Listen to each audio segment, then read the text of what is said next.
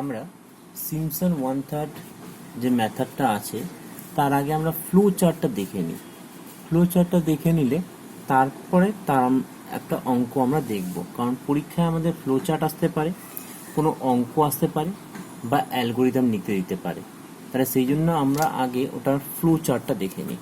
তাহলে আমাদের সিম্পসন 1/3 যে মেথডটা আছে সেটার কোশ্চেন কীরকম আসবে, তার কোশ্চেন আসবে এইরকম।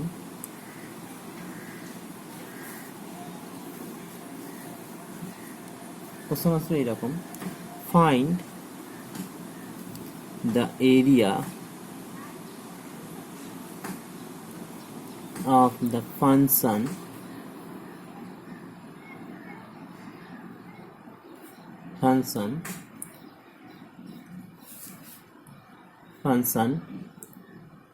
f of x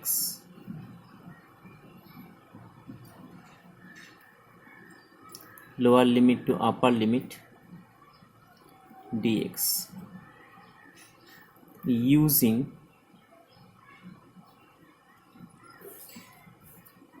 Simpson 1/3 method, where sub-interval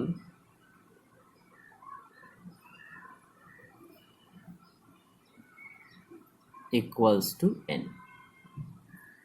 তার মানে n খানা সাব ইন্টারভাল বলতে কি বোঝাচ্ছে, আমরা এখনই দেখলাম। সাব ইন্টারভাল বলতে বোঝাচ্ছে যে এরকম যে এটা গ্রাফটা তৈরি হবে, এদের মধ্যে যে ইন্টারভাল, যে উইথটা, তাকে আমরা এখানে সাব ইন্টারভালটা বলছি। এইটাকে যে উইথ, যাকে আমরা এইচ দিয়ে ডিনোট করছি, তাকে আমরা এখানে বলবো সাব ইন্টারভাল। তার মানে n খানা সাব ইন্টারভাল থাকতে পারে। এটা একটা ফাংশন। এইরকম একটা ফাংশন দেওয়া থাকলে তাহলে তুমি কি করে এরিয়াটা বের করবে? Using Simpson 1/3 method. আমরা আগে এর কাজটা করে নিই, তারপরে আমরা আগে ফ্লো চার্টটা আমরা এঁকে নিই বা বুঝে নিই, তারপরে আমরা অঙ্কটা করতে যাব। দেখো, আমাদের প্রথম যে কাজটা হবে, যে এখানে আমরা আগের মতন যেটা কাজটা করেছি, যে আমরা এক্স মিন বের করেছি, এক্স ম্যাক্স বের করেছি, তাহলে এখানে আমরা পেয়ে যাব যে lower limit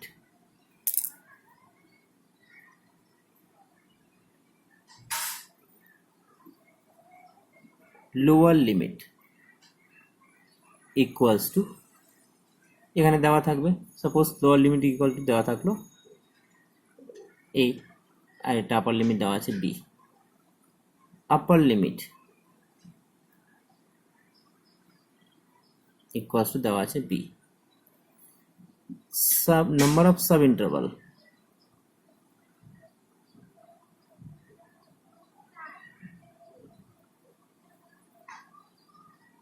equals to N দেওয়া আছে। তাহলে আমরা উইথ পেয়ে যাব, এইচ ইজ ইকুয়াল টু পেয়ে যাব কি, upper limit minus lower limit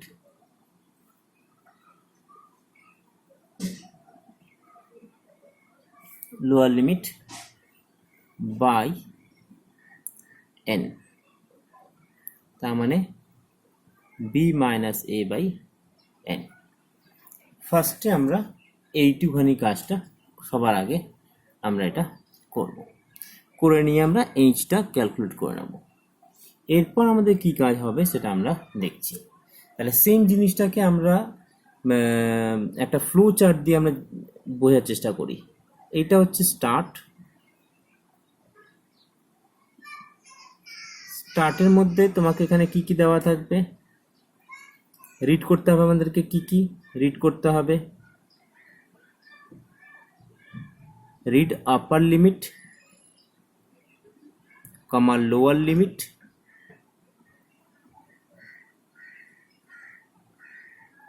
upper limit, comma lower limit, comma sub interval, number of sub interval,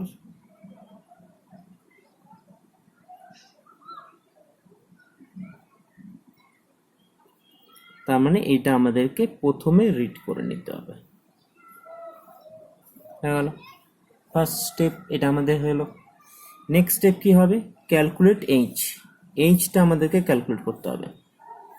তার মানে এইচ ইজ ইকুয়াল টু বা with is equal to upper limit minus lower limit divide by N. আমরা এইচটা পেয়ে গেলাম।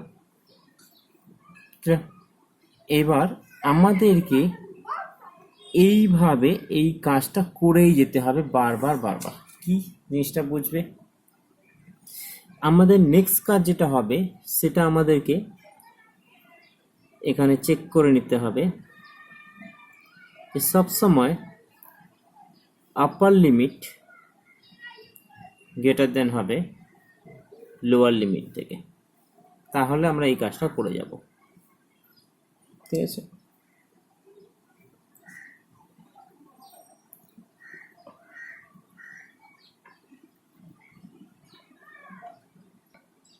তাহলে আমরা সবার আগে এটা চেক করে নেবো যে আপার লিমিট গ্রেটার দেন আছে লোয়ার লিমিট থেকে। কারণ যদি আপার লিমিট আর লোয়ার লিমিট যদি সেম পয়েন্টকে পয়েন্ট করে, সেম লোকেশনকে পয়েন্ট করে, তাহলে আমরা বলে দিতেই পারি যে কোনো এরিয়াই নেই, একটা সিঙ্গেল স্ট্রেট লাইন আছে ওটা। কেন? আপার লিমিটও এখানে আছে, লোয়ার লিমিটও এখানে আছে, সেই জন্য। তার মানে আমরা আগে এটা চেক করে নিলাম। যদি এটা হয়ে থাকে তাহলে আমরা কি করলাম, আমরা একটা ভেরিয়েবল বানিয়েছি x0 বা xi।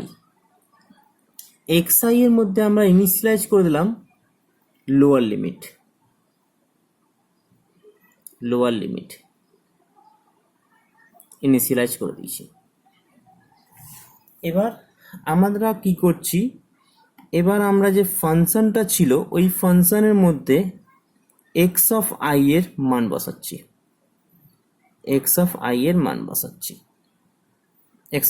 বসাচ্ছি।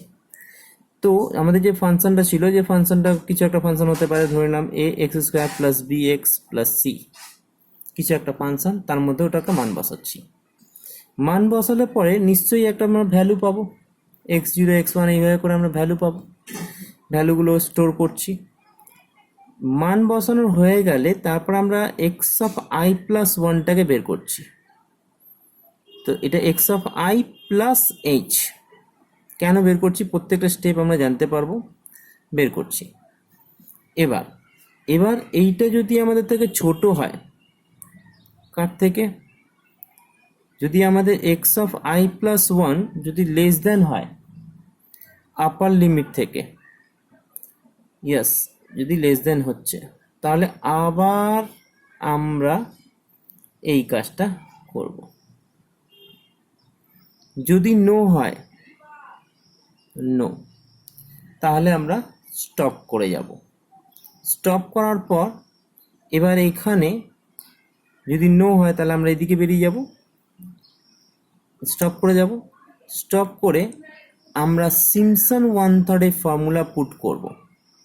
ইউজ করার পর আমরা সিম্পসন 1/3 ফর্মুলা পুট করব।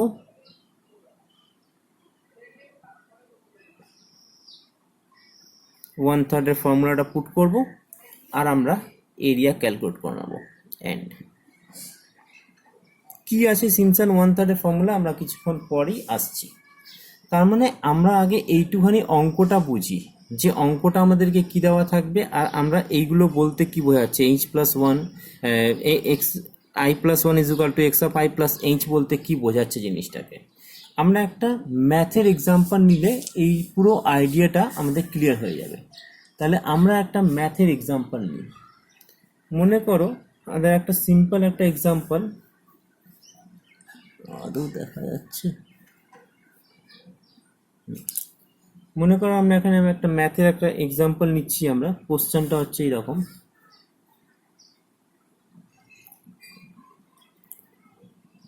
কোশ্চেনটা হচ্ছে এইটা,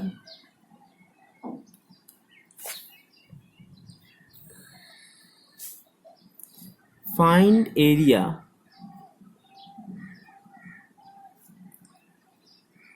of the function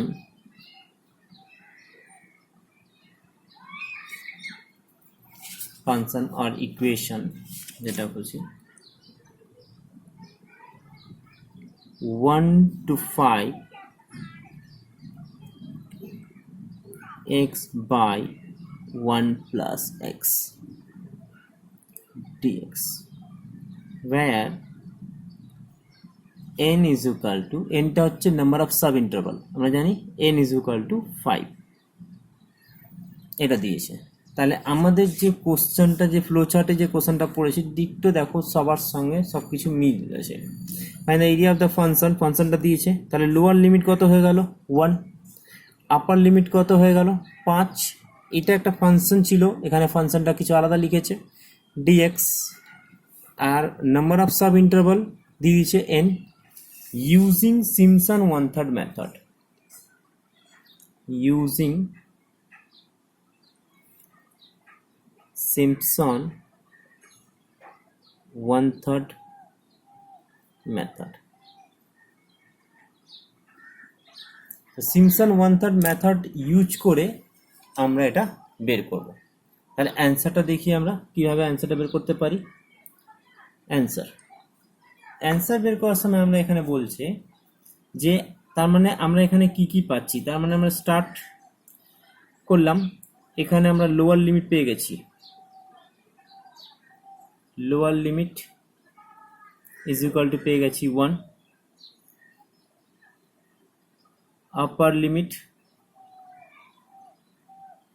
is equal two পেয়ে গেছি 5, নাম্বার অফ সাব ইন্টারভাল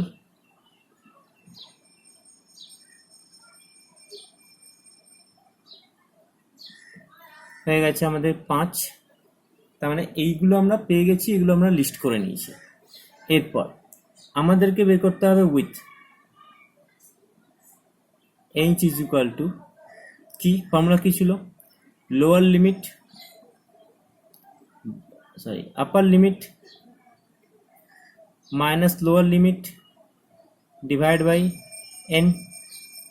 তার মানে আমরা এখানে বলতে পারি আমাদের হয়ে গেল 5 minus 1 by 5 is equal to 5 minus 1 মানে 4/5, 4/5, ঠিক আছে। এবার আমরা চাইলে এটাকে 0 পয়েন্ট সামথিং করতে পারি, না করলেও কোনো অসুবিধা নেই। তাহলে তার মানে আমরা বলতে পারি যে আমাদের ফ্লো চার্টের আমরা এতটা কাজ করে ফেলেছি, আমরা এতটা কাজ করে ফেলেছি, মানে এইচটা আমাদের ক্যালকুলেট হয়ে গেছে, এইচটা ক্যালকুলেট হয়ে গেছে। এবার আমরা চলে আসবো, চেক করবো যে লোয়ার লিমিট আপার লিমিট থেকে ছোট কিনা। হ্যাঁ, লোয়ার লিমিট তো 1 আছে, আপার লিমিট 5 আছে, তার মানে লোয়ার লিমিট আপার লিমিট থেকে ছোটই আছে, তার মানে কন্ডিশন স্যাটিসফাই করছে। কন্ডিশন স্যাটিসফাই করলে আমরা কি করব, এক্স অফ আইতে আমরা বসিয়ে দেবো লোয়ার লিমিট। আই বলতে এখানে বোঝাচ্ছি আমরা 0 বার, মানে প্রথমবার করলে সেটাকে 0 বোঝাচ্ছি আমি। তাহলে আমি এটাকে বলছি I0, x0, আই এর মান এখানে 0 আছে, এখানে i ইজ ইকুয়াল টু 0 আছে, এখানে i আমি কেটে লিখছি, i ইজ ইকুয়াল টু 0, তার মানে x0, x0তে আমরা বসিয়ে দেবো লোয়ার লিমিট। লোয়ার লিমিট কত আছে, লোয়ার লিমিট আমরা দেখতেই পাচ্ছি 1 আছে, তার মানে আমরা এখানে বসিয়ে দিলাম 1। তাহলে তুমি ফাংশনে ভ্যালুটা বসাও, তো এক্স অফ 1 ফাংশনটা কি আছে, ফাংশনটা আছে 1 প্লাস এক্স, তার মানে এখানে যদি আমরা বসাই 1/1 প্লাস 1 ইজ ইকুয়াল টু 1/2 হয়ে গেল। নেক্সট, এরপরে আই এর মান, নেক্সট মান আই এর মান 1, মানে এখানে যেটা বলেছিল লোয়ার লিমিট বসিয়ে দিয়েছি। তার জন্য আমরা একটা ফাংশনের মানটা বসাবো, ওই ফাংশনের মানটা আমাদের এখানে ax² plus bx plus c ছিল, আর আমাদের এখানে ফাংশনটা যেটা দেওয়া আছে সেটা হচ্ছে তোমাকে x প্লাস 1/x, তাহলে তার করসপন্ডিং যে ভ্যালুটা বেরোচ্ছে সেটা হবে আমাদের ভ্যালুটা, তাহলে তার করসপন্ডিং যে ভ্যালুটা আমাদের বেরোচ্ছে সেটা হচ্ছে আমাদের ভ্যালুটা, ঠিক আছে। তো এরপরে নেক্সট কি করেছে, next x of I plus 1 বের করেছে, কি করে, x of I plus H করে। তাহলে আমরাও বের করব x1, i is equal two 1, তাহলে x1 ইজ ইকুয়াল টু কত হয়ে যাবে, এক্স অফ 0 প্লাস এইচ বের করো, তাহলে এক্স অফ 0 মান কত আছে 1, আর এইচ এর মানটা তুমি কি বের করেছো, এখানে এইচ এর মানটা বের করা আছে 4/5, তার মানে 4/5 যোগ করে দিই, তাহলে আমাদের কত হয়ে গেল, 4 1 4 5 9, 9/5। তাহলে এবার ফাংশনটাতে ভ্যালু বসাবো 9/5, তাহলে কত হয়ে যাবে, এক্স সে জায়গা ওই যে এক্সের যা ভ্যালু ছিল ওখানে বসাবো, এক্সের জায়গায় আমরা বসাচ্ছি 9/5 প্লাস 1 প্লাস 9/5, তাহলে কত হয়ে যায়? তার মানে 9/5 বাই 9/5 বাই 5 নয় 14, 14/5, তার মানে নিচেটা কেটে গেল, তার মানে 9/14 হয়ে গেল। আমি এটাকে ফ্র্যাকশনে নিয়ে যাচ্ছি না, এটাকে আমি এইভাবেই রাখছি। Next i is equal two 2, তখন কি হবে? x2 ইজ ইকুয়াল টু কি হচ্ছে? x1 প্লাস h, তাহলে x1 এর মান কত আছে? x1 এর মান আছে 9/5 প্লাস কত? h এর মান কত আছে? 4/5, তাহলে 4/5 পুট করলে কত হচ্ছে? 13/5, তাহলে আবার যদি আমরা এটা ফাংশনে বসিয়ে দিই, 13/5 কত হয়?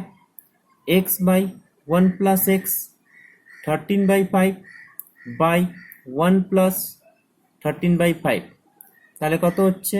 13/5 বাই 18/5 কেটে গেল, তাহলে কত আসছে আমাদের? 13/18 হয়ে গেল। Next i is equal two 3, তখন x3 কত হচ্ছে? x2 প্লাস h, তাহলে x2 মান কত আছে? 13/5 প্লাস h এর মানটা কি আছে?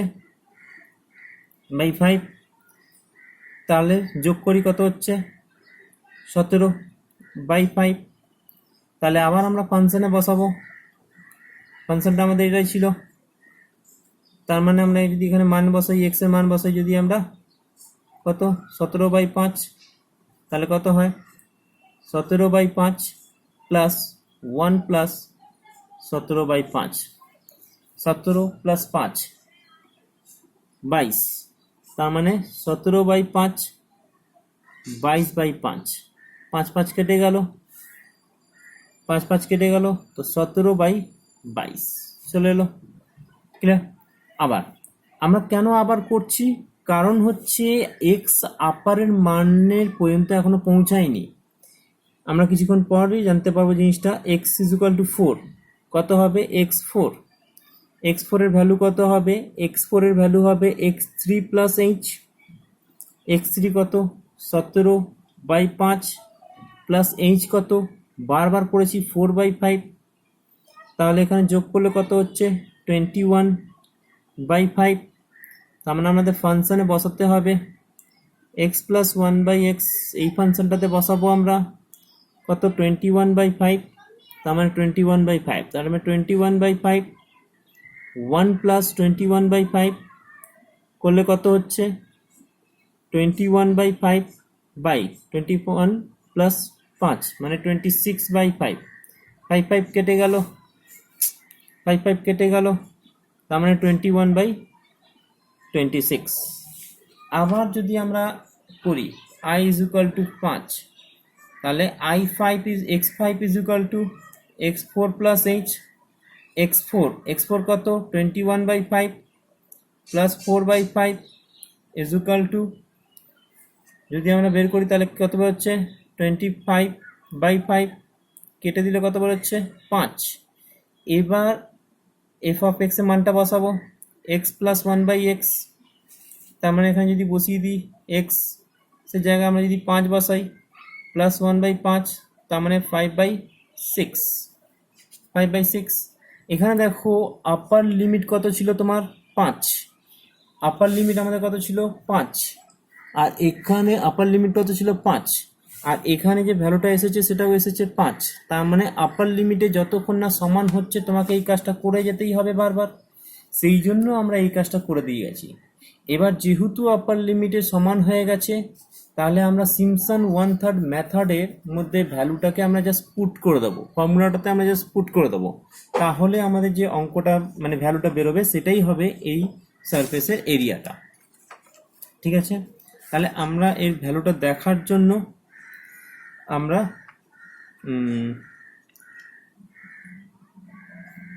কীভাবে করবো, এখান থেকে তো দেখা যাবে না ভ্যালুটা। আচ্ছা,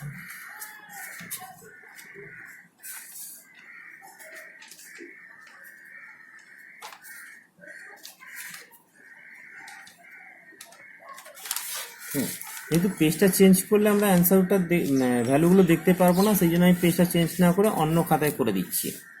ঠিক আছে, দেখো তাহলে আমাদের কি আছে, সিম্পসন 1/3 ফর্মুলা হচ্ছে area is equal two h/3। Simpson 1/3, থার্ডের জন্য এখানে 3 দিয়ে ভাগ করেছে, 1/3 1/3 y0 plus yn plus 2 into y2 plus y4 plus dot dot dot plus y2n